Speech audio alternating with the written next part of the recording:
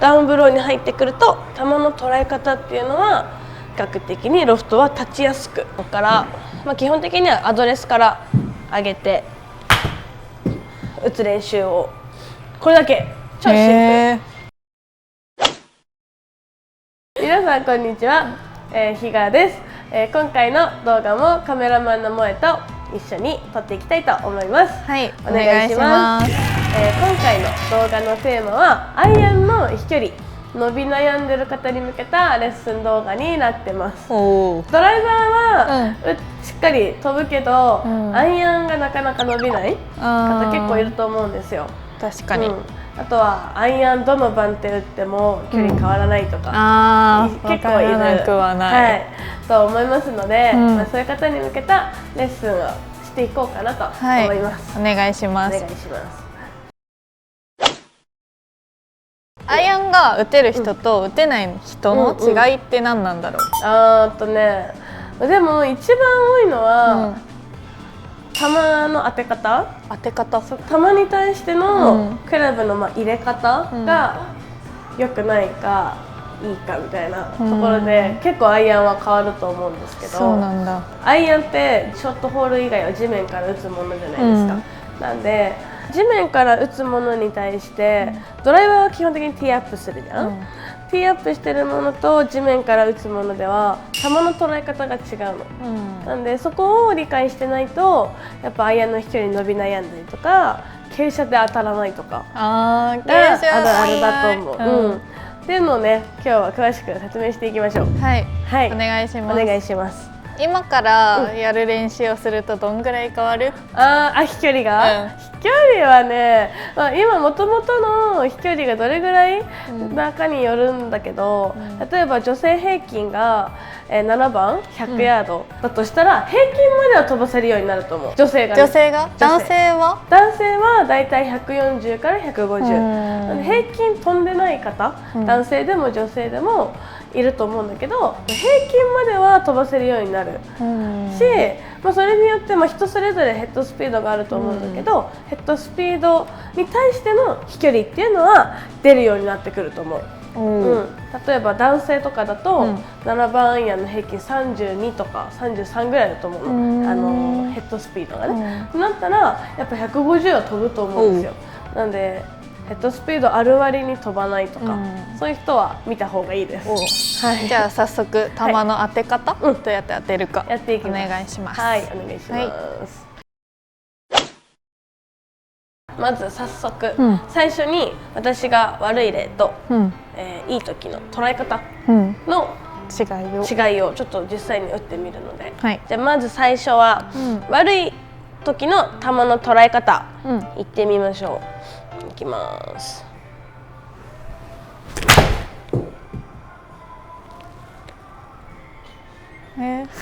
はい、普通に見えます。そうだよね。なんかちゃんと当てた感はあると思うんですけど、実際だと、これだとコースでは、これも人工芝なんでね、若干滑ってくれてるんですが、実際の芝だとダフりトップにもなりやすいし、傾斜地だと当たってないと思います。はい、じゃあいい時の、いきましょうか。捉え方いきますね。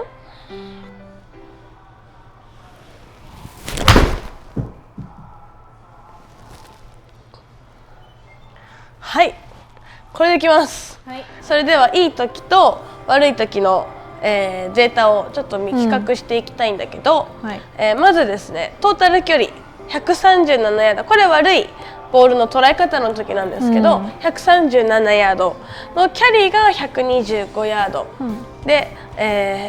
クラブスピードが 31.3 の割には飛距離がちゃんとまだ出てない状態なんですね。で、なんで距離が出ないのかっていうと、大事なのが、ダイナミックロフトっていうところがとっても大事で、今 27.4 っていう数字なんですけど、これがインパクトの瞬間のロフトの角度、ロフトっていうのがポンって地面に置いた時のこの面の角度ですね。ここが今このクラブ34度のクラブなんですけど、インパクトの瞬間に 27.4 立ってるに度数が少なくなってる状態ですね。でこれが立てば立つほど飛距離っていうのは上がってくるんですよ。どれぐらい立たせるのが理想的かというと、だいたいマイナス10度ぐらいしてほしいです。34だったら24それぐらいには立たせてほしい。ご自身のね、自分のクラブが何度かっていうのはちゃんと自分で分かってる上でロフト角を見てほしいんですけど、27.4 だと、ちゃんと立たせきれてない状態なので飛距離はもっと伸びるはず、でダイナミックロフトが足りてない時っていうのはだいたいこの1個右のローポイントっていうところも、B に入りやすいんですけど、B っていうのがボールに対しての、クラブの最下点ですね。スイングってこうやって円運動してる動きなので、絶対最下点っていうのが生まれてくるんですけど、この最下点が今トラックマンでいうと 2.2B っていうものがボールに対して最下点が、手前に来てる状態、こうやってあったらクラブが2センチ手前にドンって入って球を捉えてるので、若干ダフってるような感覚になってしまいます。でここがボールの捉え方でとっても大事なところで、ボールに対して地面があってボールがあってクラブがありますよね。そしたら今2センチ手前から入るとここが最下点になると、あとは上がっていくだけじゃないですか、クラブっていうのは。上がりながら打つことをアッパーブローっていうんですけど、ボールは地面から打ちますので、アッパーブローに打つとそもそも芯に当たらないんですよ。ここアイアンの芯、ここね、どこ、この4分割の真ん中と思っていただければいいんだけど、真ん中に当てるためにはある程度ロフトをつけないと芯には当たらないんですよ。これが今手前から入るってことはちょっとアッパーに入ると下の方に当たるんですよね。確かに当たってないですよね。そのね、芯に当たらないから飛距離も落ちるし、プラス面は上に向くので上にしか飛ばないので、やっぱり飛距離が落ちてしまう状態になります。じゃあいい時の数値ちょっと見てみましょうか。これがいい時の数値なんですが、飛距離がトータル154ヤード、15ヤードぐらい伸びてる状態かな。でキャリーも144まで上がってるので、距離も伸びてて、でロフト角が 24.8 イメージぐらいの10度ぐらい立たせてる状態で、球を捉えてくれると飛距離も出やすい。でロフト角が正常なところに立ってきてくれると、さっき言った最下点っていうのが B から A に変わってますよね。あれがボールに対しての最下点、クラブの最下点っていうのが 5.1 センチこう前に来てるわけですよ。で球の前に来るっていうことは球に対してクラブは鋭角に入ってきて、下にこう潜っていくようなイメージですので、これダウンブローっていうんですけど、ダウンブローに入ってくると比較的にロフトは立ちやすくなってくるので、球の捉え方っていうのは、ドライバーはティーアップしてるので下から打ち上げてアッパーブローでいいんだけど、基本的にアイアンっていうのは地面から打つクラブなので、下からではダフリトップが出るからダウンブローに打つ練習をしないと距離が出ないです。なんとなく分かりましたでしょうか。分かりました。そうやってダウンブローに打つ練習をしましょうか。しましょう。行きましょう。じゃあそれでは早速練習ドリルをやっていく。ゴルフ始めたての初心者向けと、ある程度球を打てるようになってきた、100切り目指してるぐらいの方に向けた、ドリルを分けて説明しようかな。お願いします。最初じゃあ初心者向け。初心者の方はそもそもまず球に対してのボールに捉えるイメージを変えなきゃいけないので、ボールをきれいにすくおうとするイメージを持つ方が多い。ボールだけをクリーンにふいってこう拾おうとする人が多いので、そのイメージをまず変えなきゃいけないので、まずは基本中の基本、ハーフスイング。ハーフスイングっていうのが腰から腰までのスイング、ハウススイングって言うんですけど、ここでまずは基本を身につけていきましょう。はい、打つのはとっても簡単というか基本さえ押さえてればできるのでちょっと説明します。まず7番アイアン、ボールの位置はセンターよりもボール1個左に置いていただきます。で握り方はねしっかりいつも通り基本通り、多分どっかの動画で出てます。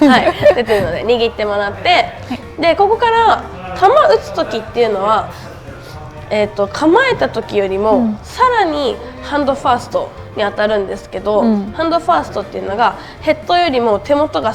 ターゲット方向に動いてる状態のこと、ハンドファーストっていうんですけど、構えもハンドファーストなんだけどさらにハンドファーストに当てたい、これをだいたいこう綺麗に打つとする方っていうのは構えで例えばハンドファーストに構えててもインパクトではこうすくうような動きになっちゃうので、ハンドレイト、ヘッドよりも手元が右にある状態をハンドレイトっていうんですけど、こうやって綺麗にすこうとすると、なんか手首でうまくやってるみたいな。そうこうね器用にポールだけポンと打とうとすると、こういう形になりやすいので、こうなっちゃうと面の角度は構えた時よりも上向いたりとかしちゃうから、構えた時インパクトの形をまずはイメージしてほしいです。絶対手元は前、ヘッドよりも前にある状態で打ちたい。それをフルスイングでやると最初はすごく難しいので、腰まで上げたらここからそのまま腰まで振ってくるんだけど、この時にポイントは上げた時の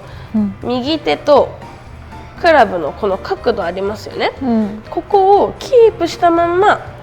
球に向かって持ってくる。結構シンプルですね。ここから何も動かさなくていいです。ここからボディーターンで持ってくる。変わってないですよね、これが変わってしまうとハンドレイトになってしまうので、ここからそのまんま持ってくる。でプラス左手が添えてもらえればハンドファーストに打つことはできるので、基本です。ちょっとじゃあ球打ってみようか。クラブはね最初難しかったら短く持ってもいいし、7番にこだわらなくてもいいと思うので9番とかにしてあげて、最初ねイメージつきにくい人は、インパクトを作ってからでもいいのでここの作って1回戻ってもいいし、そのまま上げちゃってもいいんだけど、ここから、基本的にはアドレスから上げて打つ練習を、これだけ超シンプル。これだけで6ポイントちゃんと A に入ってますよね。これさ18ってさ、ダイナミックロフト、そんぐらいでいいの？結構もうちゃんと立ってる。そうだね。基本的に今の振り幅だと、ロフト角はだいぶ立ってくると思う。でも振り幅上げれば上げるほどロフト角ってもっと上がってくるので、今ぐらいのハーフスイングだったら20度切ってても OK かなと思います。とにかくこれ34なんで24以上はいかないように、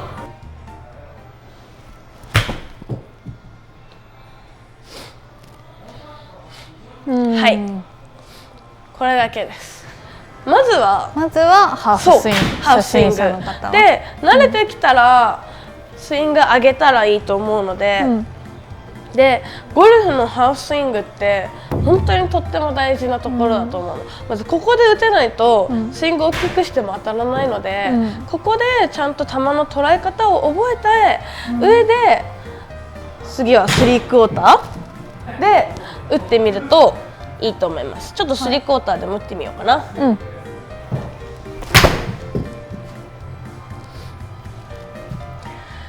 そうしましたらだんだん球をこう上から捉えてダウンブローに打つ感覚っていうのが磨かれてくるので、最初のね始めたての方っていうのは振りたくなるのも分かるんですけど、早く上達したいならまずは球の捉え方をしっかり身につけて、ここでねちゃんと手首の使い方だったりとか、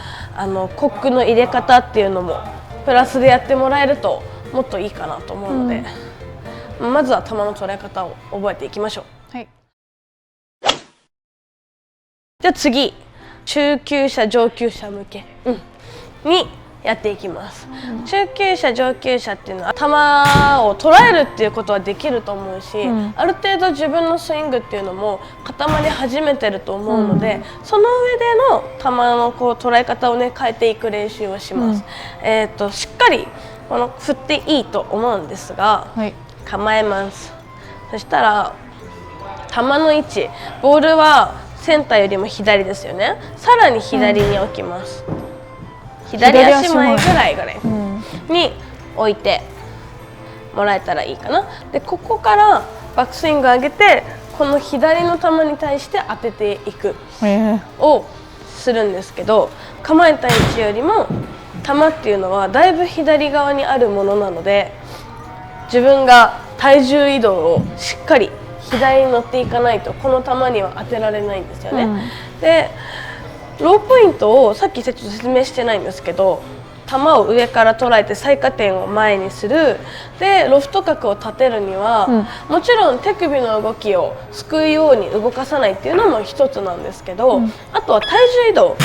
自分の体がこのまんまで回る人っていうのはなかなかねハンドファーストには打ちにくいんですよね。ちょっと不自然な動きになっちゃうので、体の体重移動も含めて球をこう上から潰すような動きっていうのが重要にもなってきます。で体重移動の練習も含めて構えた位置よりもこの左にある球をしっかり体重移動で打ちに行く練習をしてあげれると、球の捉え方もね上から入るようになってきますので、ちょっとやってみます。これもハーフスイング？いや、これはね最初スリークォーターから始めていいかな。で慣れてきたらフルスイング振っていいかなと思うのでやってみよう。はい、左足前の球を打ちに行きます。